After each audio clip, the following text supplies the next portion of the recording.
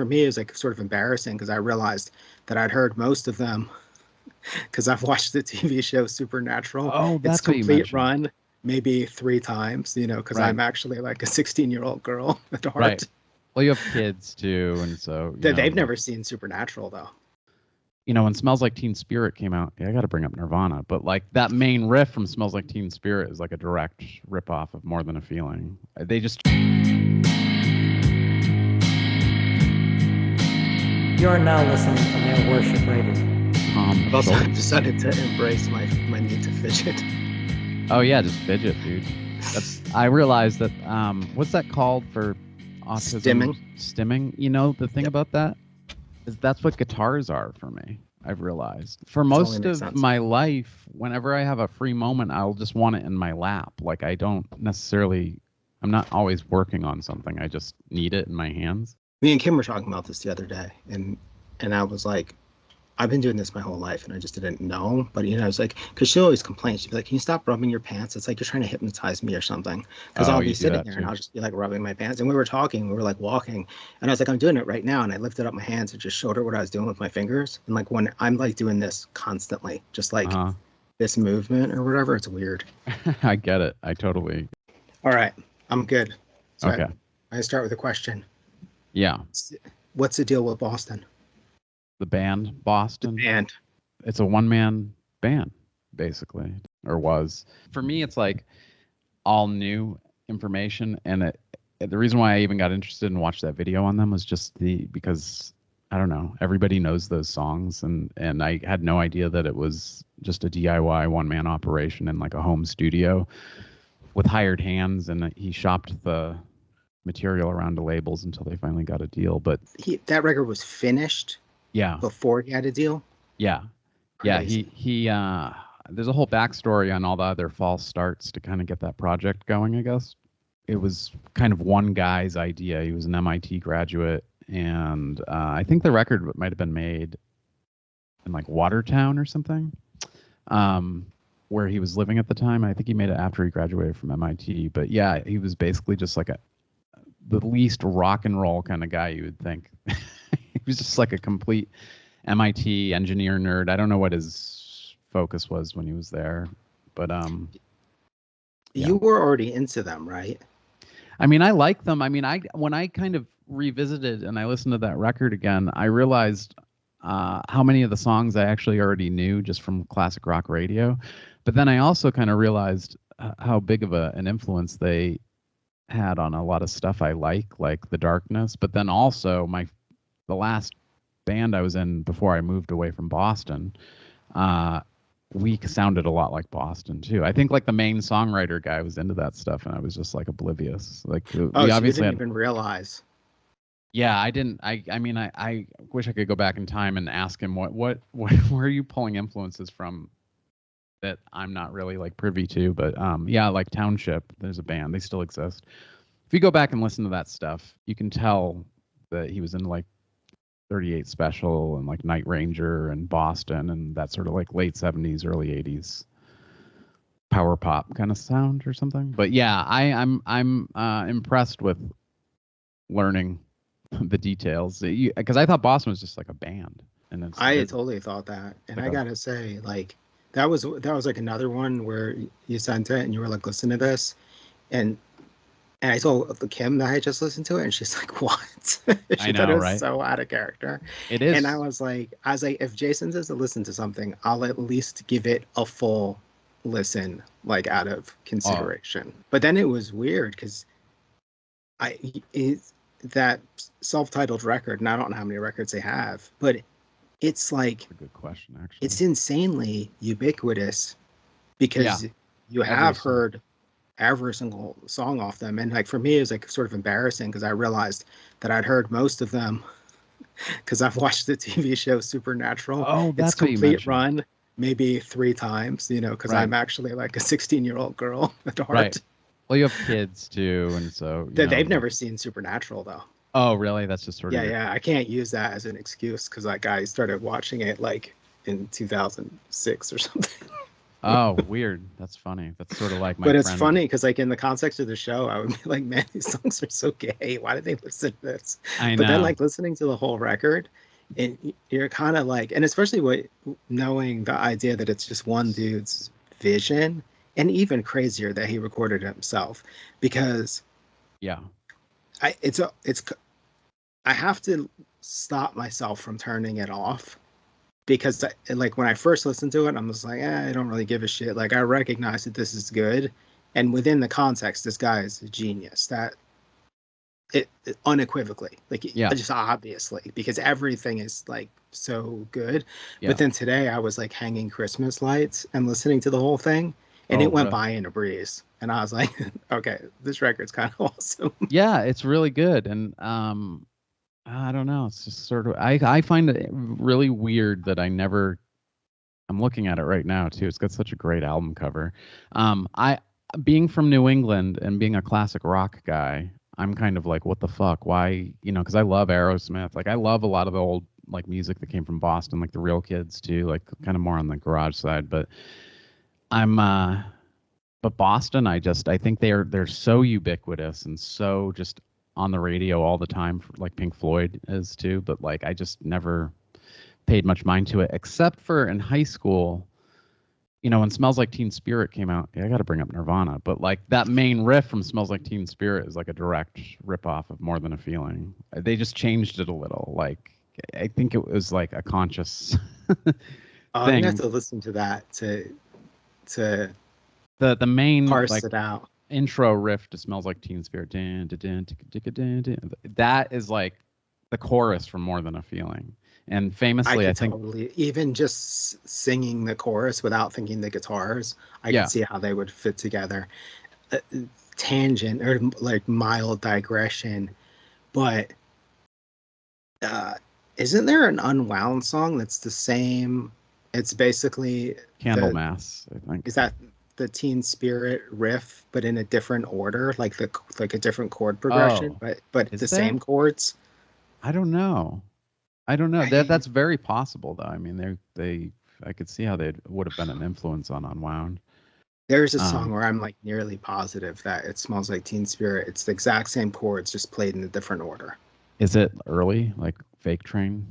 I feel like it's mid-period, but who knows? Unwound are an enigma in that way. Yeah, I thought you were going to mention the Candlemass song they took the riff from, which I think is brilliant because that's something on the last record, right? Yeah, it's an instrumental. And I think Radio Gras, maybe. Yeah, and I kind of came out on. I could see it. It could just as easily be a coincidence. I feel like that's where I landed on that one. It could be a coincidence because the chord progression's actually very simple, but it's so close to it that. But I think we were talking about the influence of black metal, but specifically Burzum's Prison Ambient records on that last Unwound record that they 100% have credited really? has credited that record as being an influence. You mean the little synth records he made when he was in prison? Yeah. Oh, interesting. Well, I definitely knew those guys were into black metal to some extent, so it's not really too much of a stretch. But I do remember in high school, just back to the Nirvana thing, I do remember for some reason in my high school cafeteria, there was a jukebox that they'd play. It sounded like classic rock radio, but it was like you could put your own songs in. And my friend Brad put in that Boston More Than a Feeling. And I think everybody in the cafeteria was just like, holy shit. Like, I remember everybody's like, this sounds just like Teen Spirit. Like, that's like anyway. If you're like a hip hop kid and you hear like a sample Funkadelic or something like that for the first time, or like a lot of that, or maybe even I love that.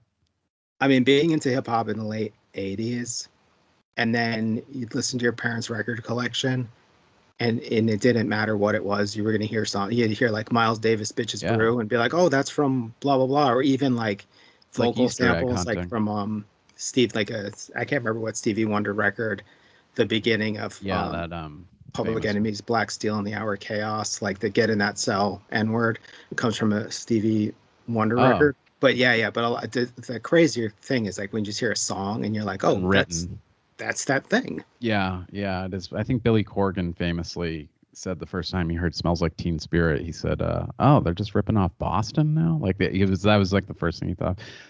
Also That's related, so funny, and it's funnier now that you could get sued for that.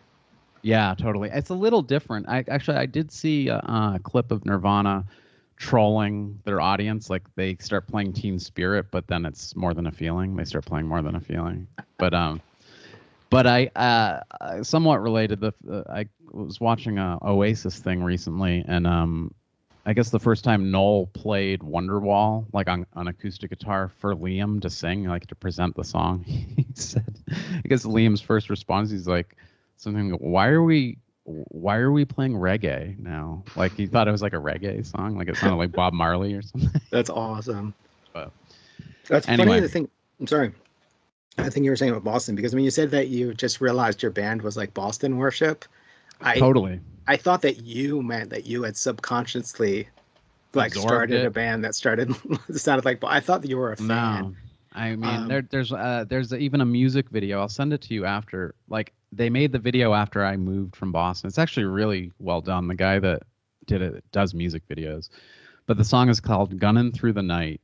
And you'll hear it. It's like might not be specifically Boston, but it's like, oh, these guys are into like, I don't know, yeah, like 38 Special, and it's so overtly like that. I don't know what to call it, cheeseball kind of like classic rock. It is cheesy.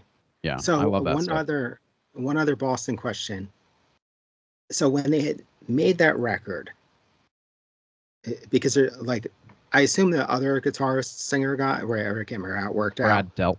Regardless of it being like Tom Schultz's vision, but it's these two guys together, and then with like a studio drummer and a studio keyboardist. Did I get that correctly? I think so. They hadn't played shows when they made that record, right?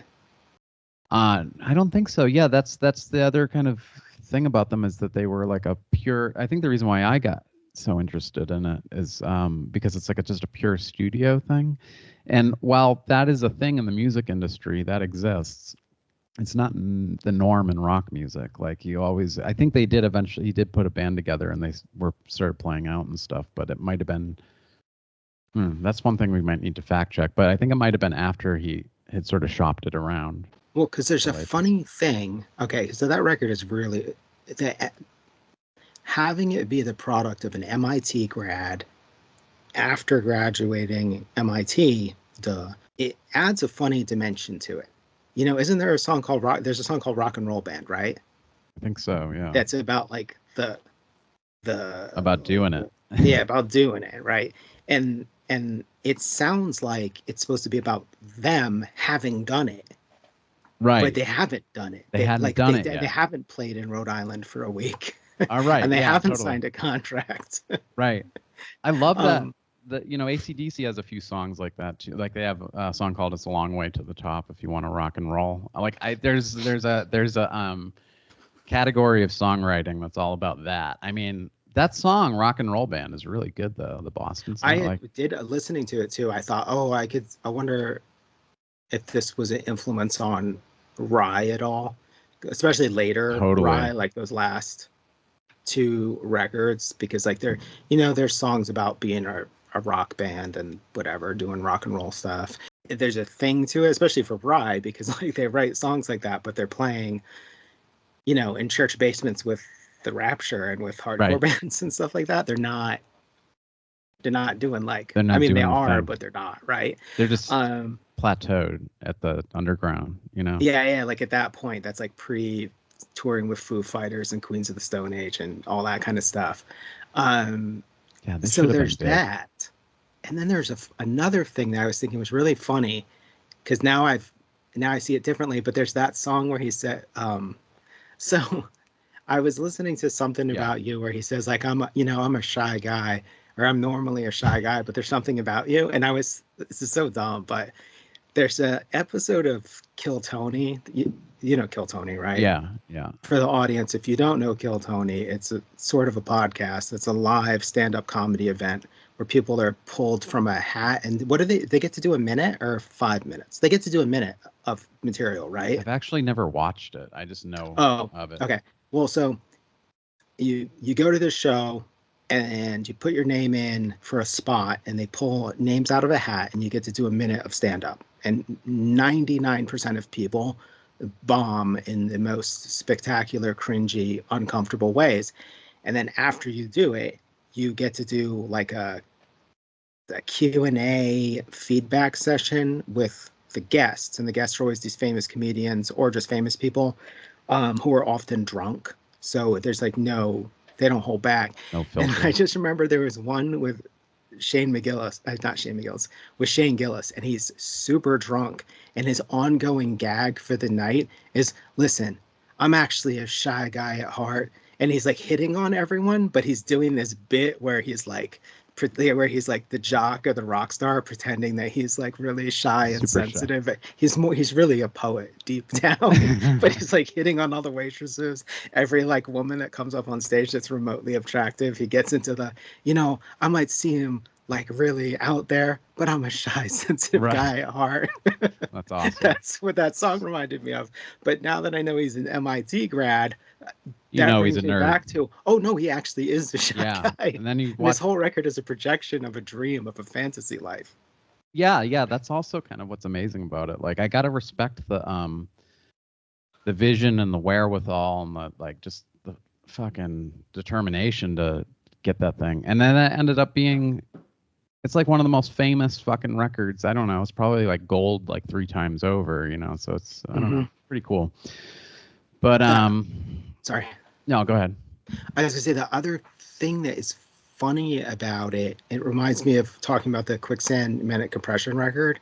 Because I was listening to it, and my only sort of thing that makes it sort of hard for me to get through that whole Boston record is just that it's so perfect.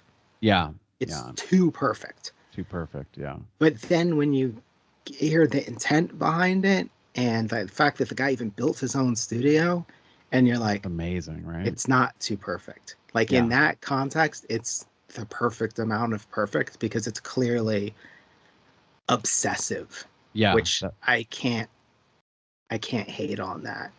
Even the idea of being like an electrical engineer and like designing and building everything, and like, okay, it's not too perfect. Like, even though I kind of would like to hear a live recording to hear these songs with a little bit more, I think they soul were great. And edge. Yeah, I would like that, but it's not too perfect. It is perfect. I think that they were a touring act after that, and good. I should know more about it, but I just love stuff like that because then the reason why, and then we could kind of move on maybe, but like I think the reason why I have so much admiration for albums like that is because it really takes the whole thing out of rock and roll. Like it makes it more comparable to art. I mean, because there is no difference because it's just stuff getting made. But I really love the idea of like one man kind of stuff because, like I said, Todd Rundgren's another example of that. There's a double album he made called A Wizard, a True Star that he was trying to challenge every idea of what an album is, even in terms of length, like, and it has like a lot of medleys in it. But wait, how long is that? I think that album is like an hour and a half long or something. I think it's a double album. I should know that. His album before that was, but he built everything. He built the whole studio, and I don't know. I mean, there are people like that in rock, but they usually when we're talking about rock and roll, we're talking about bands and not like one person. So I like, and it's the same reason I like a lot of the like Burzum and stuff. It's got that same kind of thing. Anyway, yeah, it's like making a movie. It's like a director. It feels more on those lines than just some dumb rock band. Yeah, and not only that, but someone that maybe like in a moment, like articulated an almost unfathomable vision. Yeah. Like that stuff where you see something, and well, like I don't know, maybe a good example is I just rewatched Pulp Fiction. Yeah. And I watched it in pieces. I didn't watch it all at once. I would watch like 10 to 15 minutes of it at a time over the course of like 2 or 3 weeks. Yeah. not intentionally, just because like that's how things work in a house of kids, like a small house. But what that did was make it so much more of like an astounding achievement. Yeah. Because you're like every scene, you're just like, holy shit. Yeah. Like the level of perfection and vision, and even really subtle things that like maybe I'd never noticed before, that comes through, and you're just like, this is an astounding achievement. And then there's whatever trivia you know about it that like sort of adds to it, right? That Yeah. And whether it be like building your own studio, or like in the case of Pulp Fiction, Quentin Tarantino refusing to sell the movie to Miramax unless he gets to cast John Travolta, and then Right. being like, there's no world in which we make a movie with John Travolta. Like, are you out of your mind? He was like totally washed up at that point, right? Yeah, completely. Like the last thing he had done was like a Look Who's Talking 3 movie or something, or 3 Men and a Baby 2, or something like terrible. Yeah. And then you watch this movie and you just like, that was obviously the move. It's brilliant. And I think you can see a lot of great stuff, but when something is just so complete, like no mistakes even, and like articulated down to the smallest detail, like it's the kind of thing that, like, for me, being someone who's very lazy, and like for me being like a weird lazy bum, same, who like who basically I try to live in the world of good enough is good enough, that like most details won't get noticed, but then you do watch something where everything is considered at multiple levels, and you do kind of feel like I should be trying harder. I feel like Buffalo 66 and Vincent Gallo in general is another really good example, or at least one that's like close to my heart, because I just think he's great. And not that I think that Brown Bunny is any good, because it isn't, though I did just find my copy of it and I'm pretty stoked, because I don't know that you can get it anymore. But I'm impressed with that movie for the sake that he did everything. I think he had one assistant for that entire film. Like a lot of those shots he set up himself, because he got tired he didn't want to work with other people or something.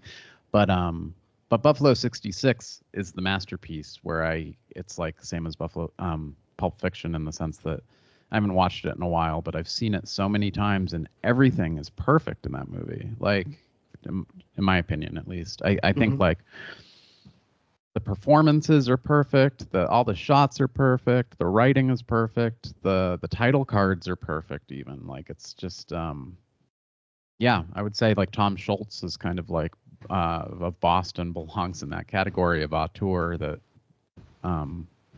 follows through on the vision and has success, I guess, is kind of like the amazing thing about it. Like, So, yeah. All right, that was Boston. Let me ask you this, unless you have something else to add about Boston. Nothing. No. Have you listened to any of their remastered Kerosene 454? No. That's on streaming yet? Is it on Spotify? Yes. Let me look that up real quick. Does it sound different? Remastered? It's hard. Okay, it's sort of hard to know. It's never been on streaming. So what it is Solid Brass, that label that did like the Shotmaker triple LP thing. Fuck yeah. And they're reissuing Camera Obscura, and they have reissued Antarctica, and they're going to reissue Regulator Watts. Why aren't they touching Situation at Hand, though? That's like such a great record. I do wonder why, but their initial press release gives me the inclination they're going to be doing everything, but they're starting with Came By to Kill Me.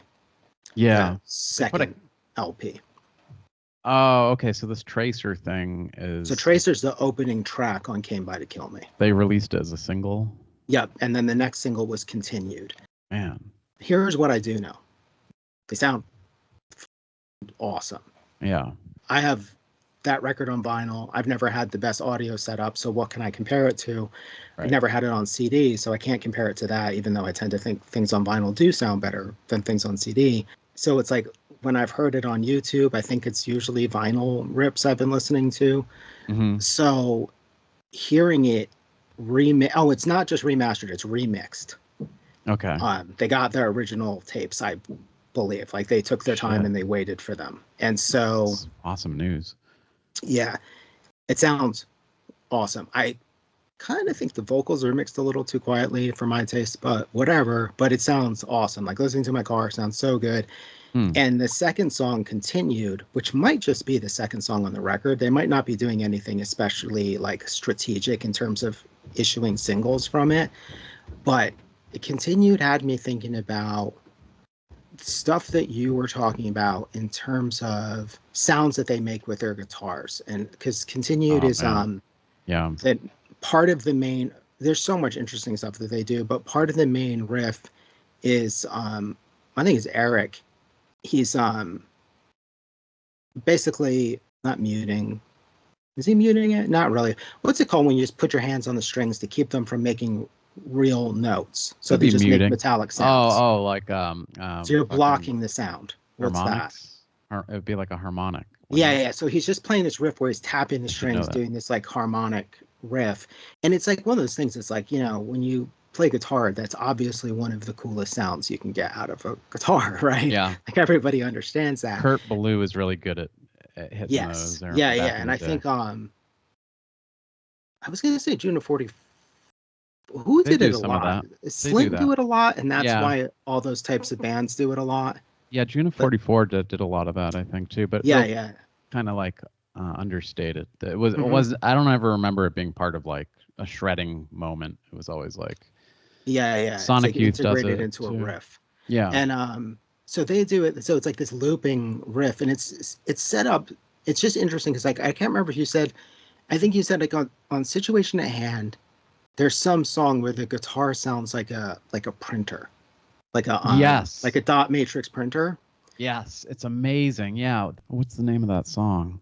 There's something so frenetic about the playing on that record that does sound like a dot matrix printer. Like I guess maybe in this video, if you edited it, you could throw that riff in right here, but it's kind of uncanny just the way they were thinking about guitar. That's why I think of them as like almost like one of the great guitar bands, even though they're like far less known than like Unwound or Sonic Youth, but they are in that they're sort of like guitar geniuses for post-hardcore. 100%. And there's something that riff in Continued is so cool because it's got like, because it doesn't sound like a guitar sound. Like if you didn't play guitar, you could be totally forgiven for assuming it's a generated sound, like from a keyboard or a computer or whatever. It's like, even though like if you play guitar, it's obvious what it is, but it's just weird enough that you could hear it as something else. And then on top of that, they do this cool thing with it, which is like it loops and then it does stuff where it's broken up. Yeah. So to be like, the sound will come, and I'm not going to do it because that would sound so absurd trying to make the sound of my voice. Yeah. But it'll like make it twice, then stop for I don't know how many bars, and it reminds me of Eric B. and Rakim production. Oh yeah. Where like multiple samples will make up a riff. Basically, it'll be like a chunk of a horn followed by a chunk of guitar, and then the horn will repeat. And it's like they are jamming stuff together, like interlocking pieces. That was one of the things it reminded me of. It's just, I don't know, it's like a treat. Like I'm so glad that label. I'm glad it's I'm glad it's that label. Frankly, I'm glad it's not Numero. Another label. Yeah, we could segue into the Numero topic, but like I'm really glad. It makes me so excited for the Regulator Watts reissues because it leads me to believe that they're going to get those masters back and go hard at making sure that stuff sounds as good as it can sound, because the other thing is like I know with At Zero that at the time there was some contention about the mix, that there were elements buried in the mix that they wish weren't so buried, and that they want to remix that record. Like that there were arguments that didn't really get resolved to everyone's happiness about some of the sounds. Like I guess there's a lot of keyboards on At Zero. I didn't notice it. Yeah, and it's basically like you can't hear them; they're gone. Right. I want them. This was James that like wanted them to show up like in when they reissue it. So I just think that that's super exciting. So Solid Brass doing so you said they're doing all of it basically? They're going to eventually do basically all the records? Based on what I read in the stuff on their website about okay. That's great. The stuff they've released thus far, because they're doing a pre-order right now for the Came By to Kill Me vinyl. Nice. And so it kind of reads like a press release, and it lends you to think they're going to get everything. I'm definitely inclined to pick all those up. I usually don't buy a lot of reissues of stuff I already have, but I would love to hear a new mix and just have it on vinyl. I love that record so much. And right now, like, it's one of those things that's like, it's a crime that the songs that are up there are like not significantly past 1,000 plays or whatever. And of course, it's like, it's so funny because if they were on Numero, they'd be at like 10,000 by now, but the whole rest of the record would be at 870 because like they'd put out one single, the vinyl would sell out, but like those records wouldn't find new fans. So, and they do deserve to find new fans. That kind of segues nicely. I mean, I was going to say that as well, like, and in some ways it would be a great benefit if Numero was dealing with it, because it's a band that deserves so much more respect and attention than they've gotten, even in their time. I mean, I wouldn't say that they were like unknown, but they just should have been bigger. But the crime and that stuff being sort of obscure, and there's definitely that sort of Numero's deal is shining a light on stuff that maybe people aren't aware of or don't know about. But it really does bring up this thing about why is Numero putting so much focus on shit that isn't good when there's this stuff that needs attention? Like we don't need a Frail discography. We need Kerosene 454, Honeywell, Merrill. Like they could do a 1.6 band. There's so many better bands, and there's just this thing with Numero where, while I appreciate the fact that they're a reissue label, I don't know why they'd even be wasting their money on the bands they've been wasting their money on lately. And I don't even mean Frail specifically. I would say Frail's probably one of the better bands that they've worked with recently, but just these like whatever emo bands that nobody remembers from Florida or Oklahoma or wherever the fuck, like, it's just like, who cares? Like, none of that stuff's good in the first place. I mean, it just seems to me like it's almost like trying to pull from the most obscure for the sake of doing that, for a different generation that's not smart enough to understand that it sucks or something. I don't know.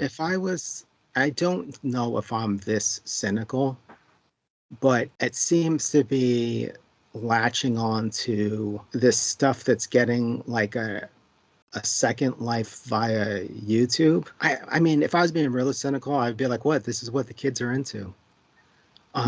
Just don't know. Like, it's weird because, like, again, like I think when you said Florida, right? You're probably referencing Don Martin 3.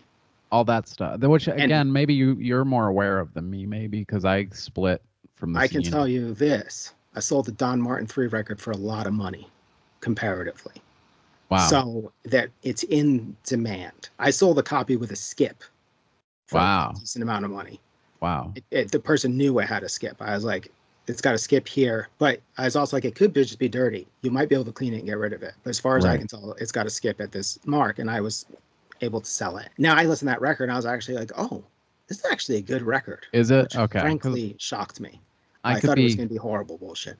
I'll be the first to admit I could be very unfair about this, and I'll be the cynical one, but it's just a general impression. Like, you and I both already have our short list of bands. Like, I already just blurted out a bunch of them that could use the reissue treatment a hell of a lot more. So I just don't understand why Ken Shipley's not Like it does come back to, it just kind of seems like he's hooking his friends up or something. But I don't know why you would be Yeah. doing that. I don't know. Okay, we'll see if I can articulate this in a way that makes sense. But for me, like, okay, the reason I could sell a Don Martin 3 record for a bunch of money, or I don't know, a Breakwater 7-inch for a bunch of money or whatever, is like because in the late 90s, or like the mid to late 90s, I ran a mail order Yeah. and had all these records that would either trade for or buy or whatever that actually were terrible, and I could not move them for the life of me.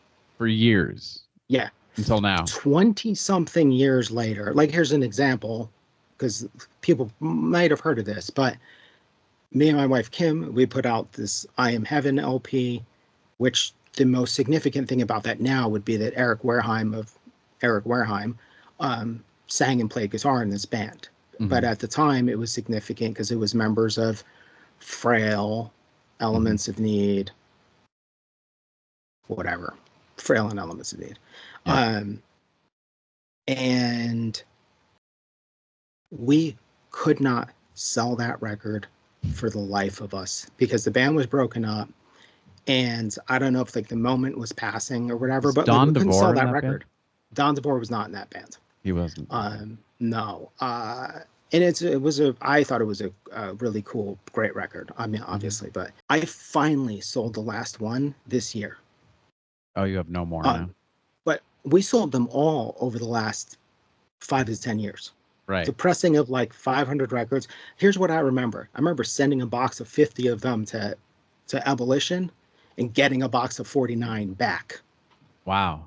Really? This record was unsellable. And that's like a great record. Then there were all these like bullshit 7-inches that no one wanted in 1997. Right. That got good reviews and Heart Attack. Now I can sell 20 of them for $30 each. Like that's what I was having a flashback because I was thinking about this morning, and I was flashing back to about 2004 or 5 when I was still living in Boston and looking through my collection of a lot of that stuff, like just a lot of like 90s emo, screamo kind of shit that I don't want. And I remember thinking there will be, I mean, this is inevitable with everything, but I was like, don't sell them now for like $1 each, or like, because I was like looking to get rid of them. I was like, there will be a moment in the future where this shit will be seen as cool. And what I was thinking this morning was, I was like, I actually, it's still unfathomable to me. Like, we're in the moment now, but Frail is they're doing reunion shows and there's a discography. We're in that moment, and it seems, maybe it just has to do with like my own cynical, like snobby side, but like to me, I still am like in disbelief that anyone gives a shit about this kind of music. Because I mean, it's so shitty to say that because there are other bands that are related to these bands that we obviously really love, but I think it just comes down to discernment. And I don't know that I Am Heaven record. I'd like to hear it. I'm curious, but there just became a moment around 95 when Frail was basically kind of still together, where I think a lot of this stuff just hit like I mean, there are different strains of it, right? Like Earth Crisis caused like a bunch of like bullshit sounding bands like Burst of Silence, or like, you know, just like really crappy chugga I mean, all the heavy, boring bands, like they had no rhythmic sensibility, no sense of force. It was just like just, you know. But then on the other side of it, you had the emo stuff where it was like you just get up there, spaz out. And Frail's such an example. There's so much an example of it that Finn McKenty has kind of used them as the example of like they're like, this was never good and it will never be good because it's basically just somebody having like an autism fucking meltdown in public or something, like, or something. It's just like, it's laughable still. And I feel bad saying that because I knew Mike from Frail. We were like pen pals in the 90s, and all those guys seemed really nice. But like, I just feel like if I were in their position, I wouldn't want that stuff to come back out of the closet, so to speak. You know, like, it's like the band you don't want. It's like my band that I was in high school with Ryan Gallant, the when he was 12. I don't want anyone to hear that demo. ever. I have it somewhere on my iTunes, but like I would be mortified if a label like pulled that out and all of a sudden it's like, do you want to do a reissue and a show? I'd be like, no. But you know, it'd be funny. I wonder if you would have a different perspective if that band had lasted long enough for there to, even if the end result was still terrible, for there to have been like a few 7 inches, and then Maybe. So that like there's some artistic development within that window. I would, yeah. Because it is like significant, and you think about that, and this is where I was like thinking about this. Okay, right, like all that 90s stuff that I look back on and think most of it is god awful in retrospect and unlistenable. But for me, the music where I have like the biggest teenage romantic attachment to, it's before that. Like for me it's going to be almost all rap music. And if I go through like a I don't know, what do you call it? What is it? Is it a midlife crisis where you go back to the stuff when you were young? Yeah, I've had like about made you feel alive. Is that what a midlife crisis really is? Like, are there parameters on what a midlife crisis I don't know, but I think the general idea, right, is you're essentially trying to change back to being a kid. And yeah, I think, right? Like that's why like you get you have a midlife crisis, and what you buy a sports car. Yeah, you buy a sports car because like when you're 16, a sports car is cool, and you get rid of you divorce your wife and you go find a young like 25-year-old with big or whatever, because when you were 16 that's what you would want. Right. I don't know, like is my attachment to wanting to listen to a lot more Public Enemy, Run DMC, LL Cool J, or a little bit later, Dell, Casual, Hieroglyphics. Yeah. Is that my getting back into graffiti maybe crisis? A little bit? It could be. Yeah, I mean, like is that what that is? Like going back to this is the first music that really fucking mattered to me, and this other stuff was like a moment because you look back, you're like, oh, why? I wonder. And I'll let you finish in a second, but I sort of wonder about people who maybe collected black metal, like Norwegian black metal or whatever in 1992 for 93, 94 or whatever. Right. If like 5 years later, they were like, ew, what was I thinking? Well, probably. I mean, I was just going to say, like, full disclosure, like I've probably had several midlife crises, but I've never, I think for me, the difference is, that's why I was asking, like, are there parameters on what a midlife crisis is? Because it's not, I think everybody goes through something like that when you enter your 40s, because you're, I don't know. I just think it's a totally natural everything thing. Sucks and is boring. Yeah. But I think where it gets, I think a little bit like where I never bought a sports car, but I did buy a fucking camper van. You know what I mean? Because I wanted to go live in a van.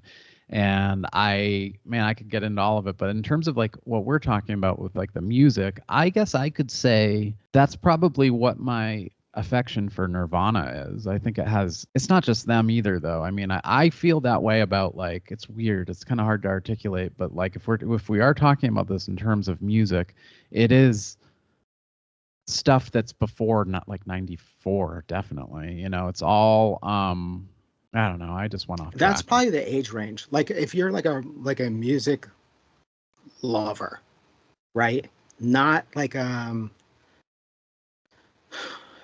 to put it. There are people who enjoy music, but they are not music lovers. Like they're not looking for new music now. Music is just a thing that's in the background, and sometimes you listen to it. And like I tend to think that when you're like a music lover, there is a window where the first set of shit grabs you and never lets go. You might for a while get past it. Like we talked about Run DMC, and like that's a thing that grabbed my attention when I was 10, but I didn't listen to it for decades. And then I came back to it because in my mind it's like it's primitive, it's 1986, whatever. And you come back to it and you're like, oh, this is awesome. Or the Beastie Boys, like rhyming and stealing. Right. And you're just like, holy crap, this is so good. But there's like those windows, and then there's just stuff that maybe never leaves because it's really like I feel like the real window is maybe like ages 12 to 16 or something. Yeah, that's where stuff enters, and it just grabs a hold. Like for me, it's like Public Enemy, like Mhm. especially the second Public Enemy record. Like I've Yeah. never been tired of that record Yeah. in whatever it's been. I don't know. It's more than 30 years. It's like it's pushing Almost 40 40. years at this point. Yeah. And Just like the majority of your life. yeah, and it's like if I'm gonna like, I don't know, let's say like scrap my record collection, and you'd be like, you get to pick some stuff. You're cut off from streaming. It's like, okay, well, I'm keeping the second Public Enemy record. I'm keeping the Hoover record. I'm keeping the Casual record. And keeping the second Dell record. You're not After that, I don't know.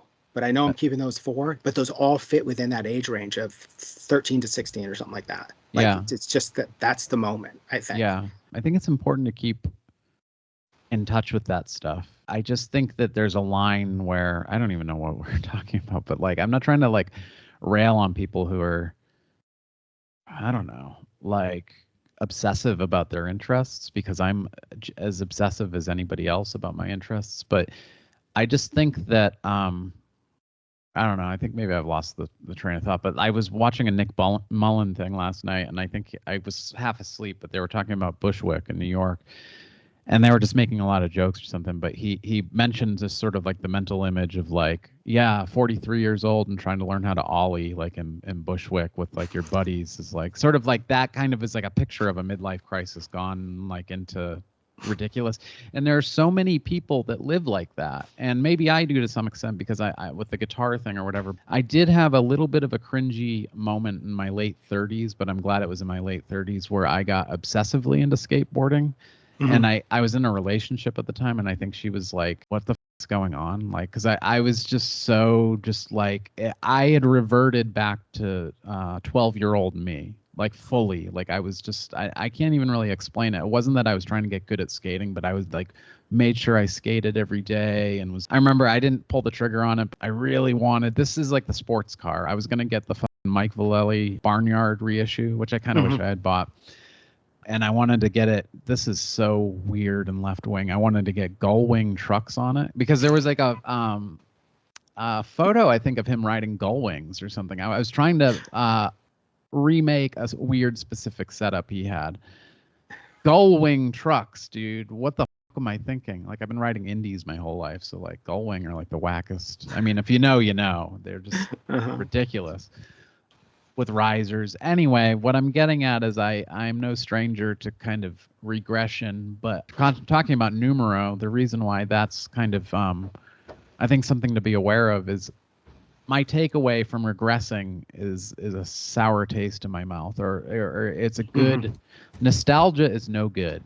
I think nostalgia is bad, and it's probably why I haven't bought the Unwound book, because I feel like it's like a nostalgia coffee table book of a really great band. But yeah, it kind of divorces you from reality, right? You're trying to recreate a new reality by living in the past, and there's something gross about that.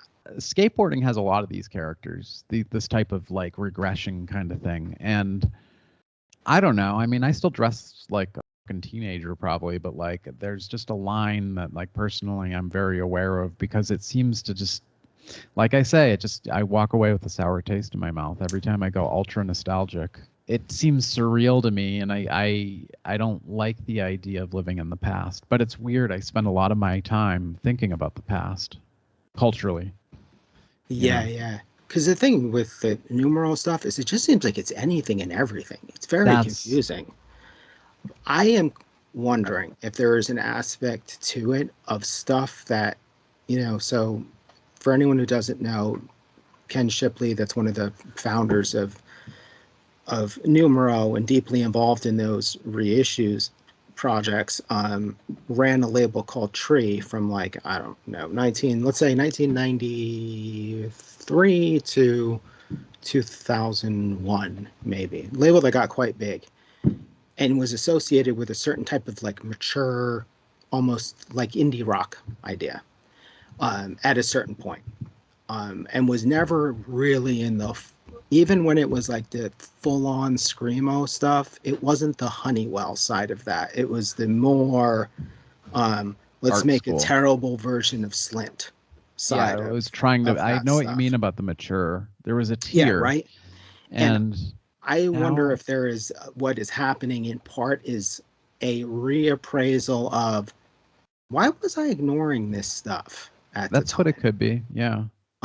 Which Because it sucked. That's I why. can understand that, because I some of can that too, stuff but I won't. I mean, like, if I wasn't a complete with my what is it, demand avoidance, mhm. my list of stuff that I would want to like do a big reissue project, because like for those of you who don't know, I worked on the Abilene box set Oh yeah. for, I don't know, 4 years or something to bring that to fruition. But it also took 4 years because I am not the kind of person that should be allowed to do those sorts of projects. Right. So, but the Same. list, like the biggest priority for me, if I were to like have jumped into that, would have been Boilermaker. Um, Right. I and the and Boilermaker has like finally gotten a proper reissue on Numero, and most people in the hardcore scene discovered Boilermaker because of a compilation on Tree Records. And so, um, in all their records, every label that they put records out with went out of business. Their records were really obscure for whatever reason. They were like difficult to get. Their first record is an absolute just masterpiece, like kind of a sounds like Jawbox in the best way possible. And but all their stuff went out of print. It was on these labels that just didn't have wide enough distribution, etc. So if there was anything where I was going to be like, these records need to see the light of day again, it would be Boilermaker, and then it would be followed by UOA, Universal Order of Armageddon, Which they did. and then honestly, Cars Get Crushed, I'm on the fence about, but I do kind of love Cars Get Crushed, which is another thing that Right. Numeros jumped into. But they just seem to be, it just feels like they're snatching up everything, and to the point where it's a relief that Solid Brass is doing Kerosene 454. Yeah, I don't. I agree. I agree. And maybe there's going to be a thing where there's more labels. This is a good thing. It could be a good thing in that it's encouraging and inspiring for other entities like Solid Brass to do. So maybe there'll be more reissue labels popping up and doing stuff. And then if that became a thing, that's not such a bad thing. I think that my disappointment in Numero is that prior to this emo tangent they've gone on, they were really respectable. And I actually knew a guy that did A&R for Numero in LA, but he focused on the new age stuff. Because so they do like all those old soul like they were just really, I really liked Numero. And it's weird because of them doing everything now emo, I've kind of like lost some respect for the label. I feel the same way. I feel like they're going way overboard with the shit that they're doing. Yeah. And that it's diminishing the idea that it was absolute gems, like gold. Whether it was like in terms of, yeah, it almost would be better if they were doing some of this stuff the way they would do those compilation series, which, and I understand they were doing compilations, like when you're doing compilations of funk, right? Yeah. You have to do that because there's a dearth of full lengths. There's just all these singles everywhere. So you have to do compilations. And by the time you're talking about music made between 1994 and 1999, LPs are much more economical to make than they were in the 60s. So it sort of makes sense. But at the same time, I kind of really think it would be better if a lot of this stuff was like compilations. I just feel like anything and everything is being dredged up, and it ain't good. Yeah, that's I fully agree. Like I honestly, we've talked about this before, but I wish I did have the money because I have my short list of stuff that I think deserves the treatment, and Numero might, how I'm saying, well, maybe it's inspiring other people to do it. Mine would be rooted in kind of correcting. I don't know. It's sort of like the way Solid Brass is kind of doing it right. And it's like, no, this is how it's done. And I feel like I like the way Solid Brass is doing stuff because, because one of the things that bothers me about Numero is that it puts a flash of attention on stuff. But, and this isn't their fault or anything, but like if you go and look at like the Indian Summer Spotify page and you look at the plays on those songs, the first single they put out, and I can't remember, but like that was last a while time I ago looked, too. It had like 10,000 streams. Holy shit. Like around that time. The second single they put out had like 4,000, and the entire rest of the record is these super tiny numbers that get smaller and smaller as the record goes on. So basically, no one is listening to Indian Summer, which depresses the shit out of me. I think what I like about Solid Brass in particular is that it seems like they're trying to give these records and the bands a second life, like they're acting as a platform, because they talk about the bands as if they've signed. They go like, Regulator Watts has signed with us. Yeah, Stuff is happening next year. They're not implying that Regulator Watts is playing a reunion show. They're just saying like, we have taken on a responsibility. It's not just reissuing a record. Yeah, I like that. It's kind of the way a gallery works in a way. Like there are dead artists that are represented by the gallery, and their estate and archive is managed by the gallery. And Solid Brass, it's not that Numero isn't doing that too. It's just, I think, some of their choices that are off-putting. Because I'm not trying to. Numero does a lot of good. They do a good job with shit, but it's just like, yeah, just why. And then I think some of these reunion shows are a little nauseating to me. Like Frail doesn't need to get back together. Like what's that going to be like? A fucking dude in his mid-40s screeching? Well, that one would be funny because I wonder if he can even do that. Because like I don't think he has to did a band after that. So it's like, yeah, I'm curious. But at the same time, I'm like not gonna fault anyone for like, hey, fun to do. One last hurrah or whatever. Yeah, I get it. I do get it. It is weird. It's just a weird, like, maybe it's like, just because I'm an asshole, I just can't imagine wanting to hear those songs live. I don't want to hear them at all, but I'm just super biased. But I loved Frail for that. I was into Frail, but it is the sort of stuff you look back in horror like a little bit like. But whatever. We'll probably edit out all this Frail shit because it's the third time we've talked about it. Oh, sorry, this will be the last thing I say about it, I promise. Yeah. I kind of liked that when they first dipped into the indie rock pool, what they were doing was that they weren't taking obscure stuff, right? Like it was like Unwound, Blonde Codeine. Redhead. Yeah. Cool shit. Bedhead, is that a band? It was Bedhead, right? Bedhead, yeah. That was Chris Brokaw, I think, was in.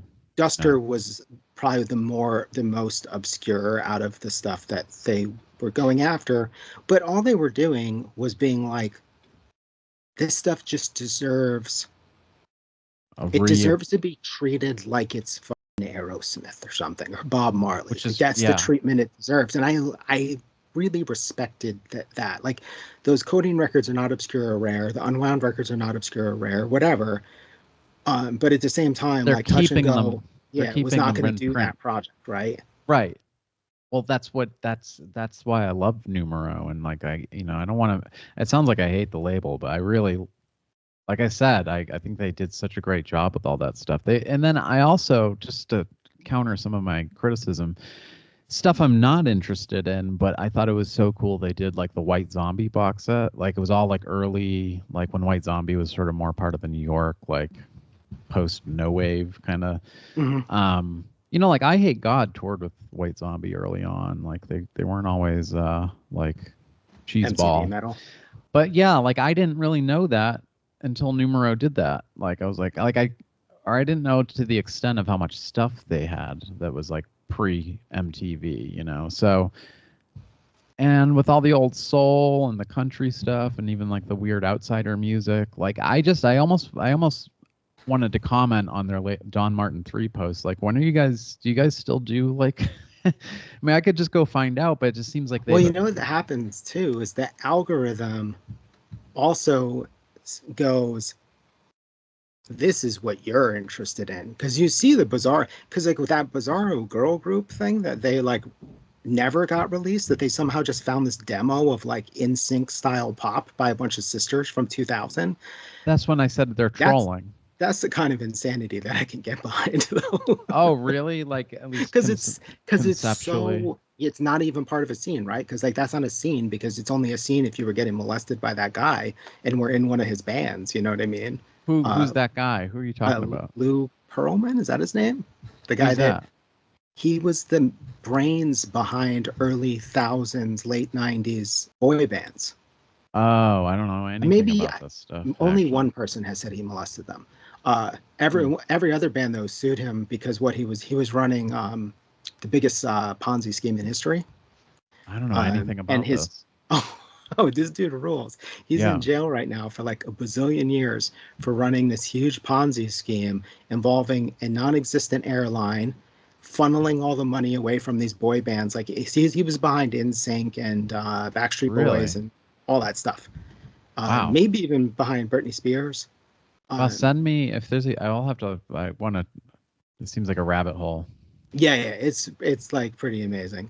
But But yeah, he's in jail for running what I believe the biggest Ponzi scheme in history, bigger than bigger than Madoff, bigger than the Epstein one, no kidding. I didn't know. all time up there. So good for him. Jeez. He was achieving a lot. But you know, like that music's not part of a scene, right? Like because that's not organic. Like a businessman creates it, puts it Well, all what in is motion. that tween thing they're putting out? Like what that was the one where I really thought, oh, they're trolling now. Like who gives a why would you even like as just a business owner invest any money in it seems like Who knows? it's a move to be that way for the sake of being that way. Like it's a tone that probably Well, isn't very Gen X. well, maybe also we're like knee deep in like irony at all times now. Right. And like for me this is like doesn't make sense and is nauseating or whatever, but if I was, I don't know, 24 maybe, I would be Right. like everything Wow, I like is cool. retarded, so why wouldn't I like Yeah. this? Like I listen to Well, 100 X. I feel like Vaporwave covered that base well enough for me in a way that I could understand and appreciate. But this level of like the whole post where it's like, I think they issued it on vinyl and Yeah, or something, and then they're like, "Oh, there's a digital download for the minivan." I'm like, I don't get it, man. But I guess if you're 24 and it's like being nostalgic for the 60s for me or something. But yeah, totally right. yeah. But um that's enough anyway, nostalgia, numero. huh? Yeah, enough on that. They Did you listen to that Lungfish recording? Oh, I listened to like half of it, I think, in the background, not intently. The thing you sent me on YouTube, right? Yeah. Oh my So God. there's a what is it, September I'll open it again. 2004 live recording of Lungfish at North 6 in Brooklyn. Someone put it up very recently, Here it is. like a month or so ago. It's got no video, unfortunately. Right. It sounds really good, though. It's not like a board recording by any measure, but it sounds good enough that if you are not a Lungfish fanatic, I think you could listen to it and be like, yo, this is awesome.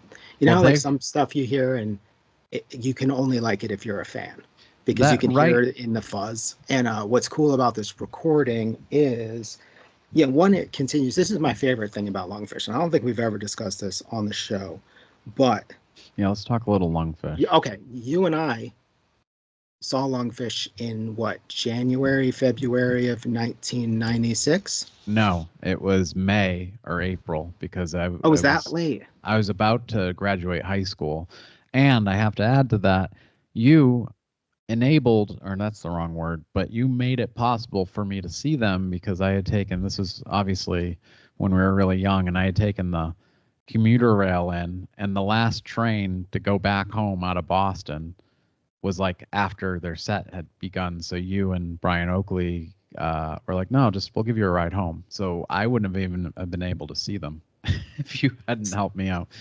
And another Which I notable feel thing, very good about. another notable thing about that show, yeah, no, thank you. You're you gave me a lot of rides to shows back then, actually. But they played with Brainiac only months before that guy passed too. Yes. So that's also And notable about that show. okay, is that your first time seeing Lungfish? It was, well, Yes. my only time. Yeah, it was my So- first time seeing them. Yeah. And you were into them prior to, like, so for me, Yeah. I ordered Sound in Time right when And it came out on a whim, like and in that was- January of that year. And that was that tour, so the Sound Yes. Time tour. But like the Yeah. last time they ever toured nationally, right? Oh no, for many Like did a years. real tour, yeah, right? I think Yeah. so, like a hardcore, like we're a band that tours. Yeah. So I had ordered that record like in January, absolutely fell in love with it. I don't even know if I heard Pass and Stow the record beforehand, which came out in '94. I don't even know if I heard that before seeing them, but I knew enough, like that people got obsessed with them and that they had a bunch of records on Discord, none of which I had heard.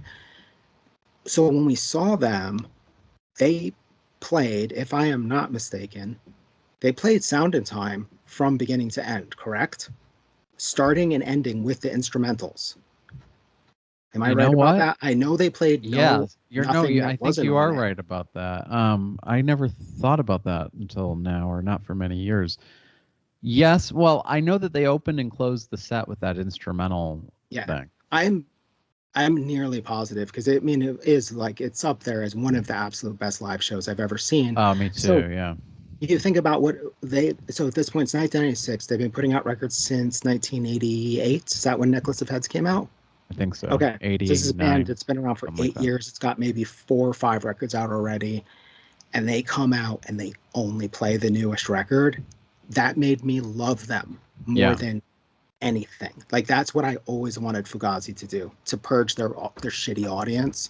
Right. Just play the new record, antagonize everyone, do this for 2 or 3 tours, but to play then it start sequentially the same as the record is a very odd move. Like, it was so awesome. But it's also makes a lot of sense because you're just presenting the latest work. It's like it's the same as an artist having a gallery show, like in a certain series or something. What I didn't realize until YouTube and Lungfish show started showing up on YouTube was that wasn't the Lungfish way. Like, when the next record came out, they didn't just play Indivisible or just play whatever, another Artificial Horizons. They only did that one time as a very clear, there's old Lungfish and there's new Lungfish. Yeah. This is new Lungfish. We're never playing those songs again. The old Lungfish songs. So later on, when they were touring, like when I've seen them a bunch, but they don't play like old. Would they play old stuff? No. I've never seen a recording with any song older than something on Sound in Time. And so, and they did that till the end. So this is September 2004. So they were around for 1 or 2 more years after this, because Feral Hymns came out in 2005. And this set list, it's the same deal. It's bits and pieces. It's heavy on stuff from Feral Hymns, which is cool because Feral Hymns hadn't come out yet. So that's kind of neat. And it's got a decent amount of stuff from Love is Love, but it's got random songs from things going all the way back to Sounds in Time, which I absolutely love. It makes me so happy. But I'm going to listen to it on my walk with the dogs today. It's got an unreleased song. The hell was it called? Faithful Steward, which, given a religious name, because that's like another I mean, granted, Lungfish has biblical references throughout their entire career constantly. Yeah. But given that the nature of Feral Hymns in particular and how heavy it is on the biblical stuff, I assume Faithful Steward was something that maybe didn't fit on Feral Hymns, or they decided not to pursue or whatever. Have you been keeping up with any of the End on End or Unanimous Hour episodes? Do you still listen to that podcast? I haven't seen a new Unanimous Hour podcast in a bit. That's the Lungfish one. Yeah. And then I check the End on End ones. I forget that there would be Lungfish episodes. I'm only looking for the Hoover ones, frankly. Yeah, I like that podcast. I think they do a pretty good. I think I'm only mentioning it because I listened to one recently, and I'm trying to remember. I think it was the Jason Farrell one. Oh, that one's cool. That one's really cool. I think I've listened to specifically every Lungfish video recording on YouTube that's that from Sound in Time on. Whenever there's one, I will listen to it. And I think one of the things I love about like this recording in particular, like it's got Vulgar Theories on it, and Vulgar Theories maybe is my favorite Lungfish song. And which album is that off of? Vulgar Theories is on Artificial Horizon. No, what's the one with the diagram?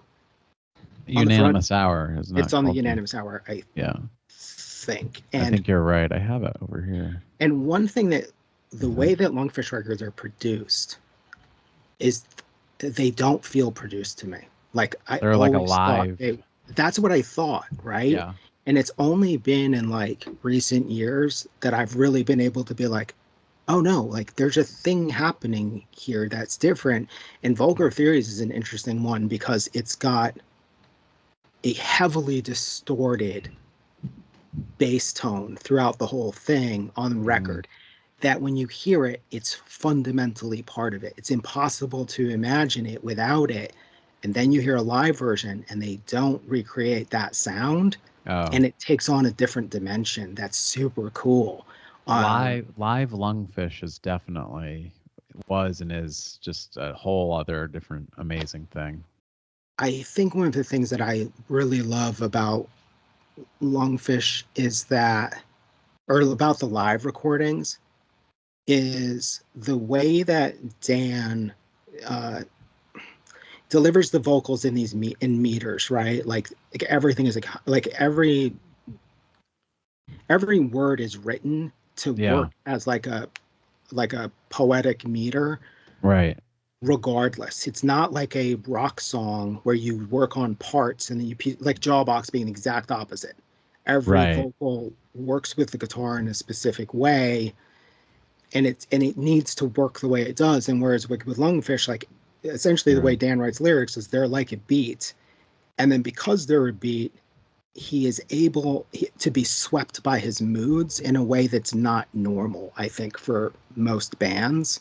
Right. Like bands can be more intense, less intense, but the way that Higgs has like worked out stuff where because it's in this meter, he can fundamentally alter it in such a dramatic way to go from like a song that's on record, beautifully sung, to a live version that is unhinged, screaming for bars and bars and bars, and then it into a whisper.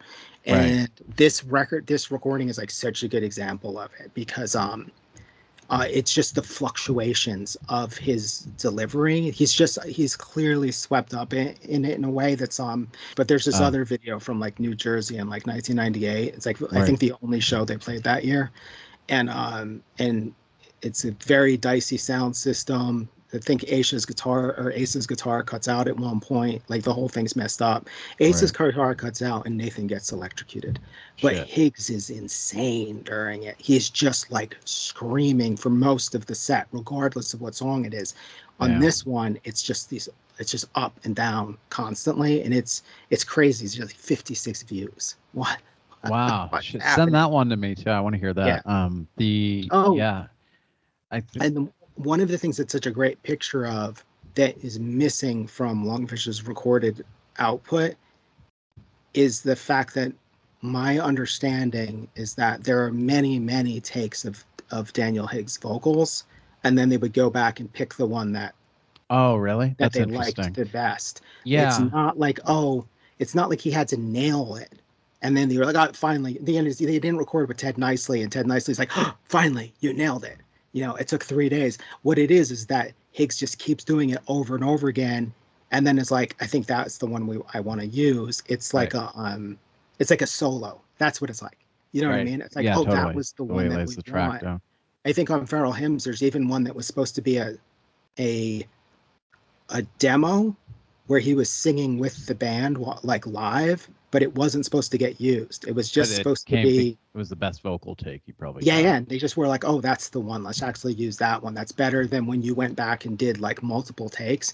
And when you hear the live recordings, you get that sense of the songs as platform for Higgs's tonal improvisations or whatever. Yeah, he really has a fantastic voice, and I think that that was the era of him really leaning into his talents as a vocalist and performer. I'm slurring my words. But he, that's peak Higgs. He also didn't seem very well at that time, though. So it's like no. There's a video from 2003 where he looks extra like homeless guy on the stage that shouldn't be there. Yeah. That I watched. Like it's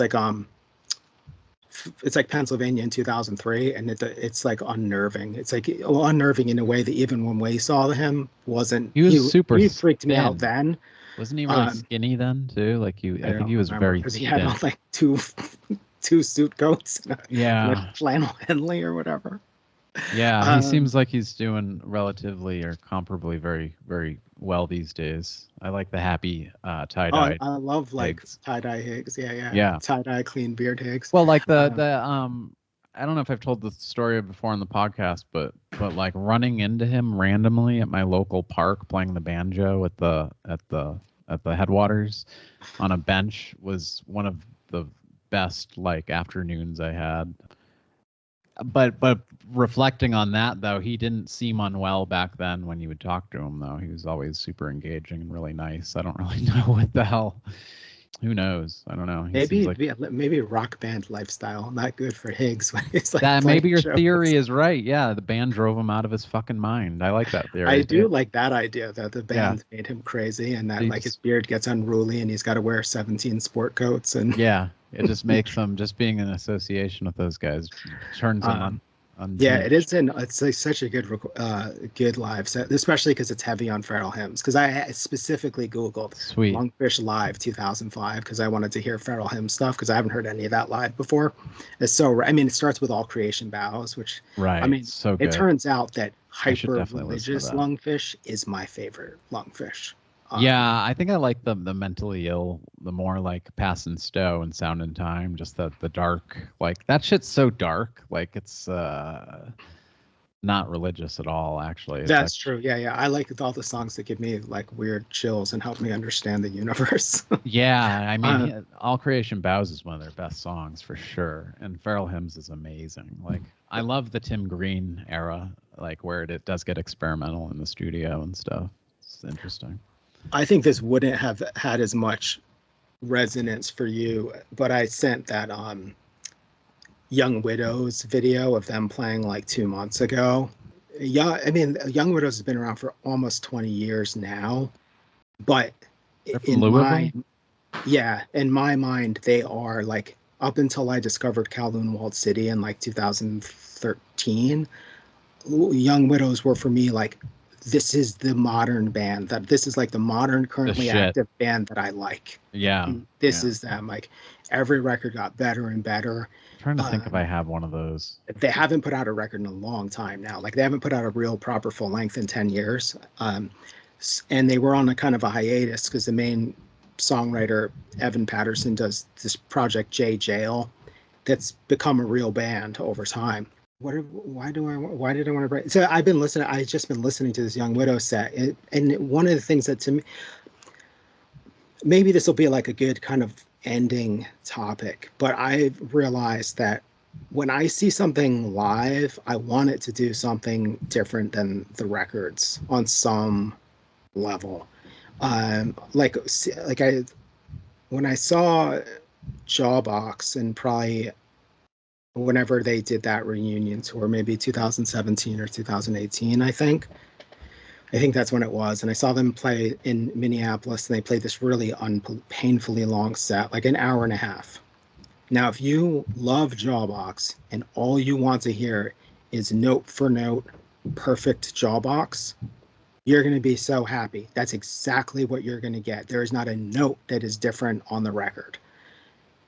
That's not what I want out of hearing a band live. I would rather take my favorite band and have them play a complete set of unreleased material, than play a note for note. And like that Lungfish thing, maybe notwithstanding, and no, never mind. Lungfish, because it's Dan Higgs, it's going to be different. It's not going to be the same. This Young Widow set, it made me so happy because it's a pretty long, it's like an hour. But for a big chunk of it, it's only material from their second and third record. So they have 4 records, and they never play anything off the first record, I don't think. So it's mostly stuff from their second and third record and like B-sides that weren't widely released. And they're with them all over the place. And like for me, when they stretch out a chunk for too many bars or introduce like a new guitar line or guitar solo or something like that, I'm like, yes, like this is what I want to hear when a band plays live. I want them to either give the music new life in some way or with it. Like it's fine to do a note for note thing, but I almost would just be like, okay, cool, put that on Spotify. What about but I want to hear you mess with the stuff. Yeah, my friend Eric always has this thing where like he'll hear something and then he immediately needs to go find a live recording to find out like it's almost like he has to hear it live to decide whether he likes the song. So he'll hear something and be like, "Oh, this is cool," but then I heard it live. Now I know I like it. Whereas Right. like lately I'm looking for stuff where I know it inside and out, Right. and then I want to hear it live to hear like how does this how does it sound now? Which is that's the thing I love about the Young Widows thing is that like playing a song from their 2008 record in 2024 or whatever, and it's like the one there's the things that are naturally going to change through equipment or through Evan's voice because this is like voice has changed so much in that period of time. But then Right. there's also the we're gonna we're doing new stuff like like Well, we've made new decisions about this song like because I don't get the sense that they're changing things arbitrarily. I get the sense it's like that's song needs probably something over the here. that's probably the barrier between. I was just thinking, like, would Lungfish ever get back together and reunion? And I think the only way they would is if they had new material to present. Hmm. Like, I don't think they would Play the hits. do like to circle back to the nostalgia thing. I don't think they would do it. I mean, I hope they don't. That would suck.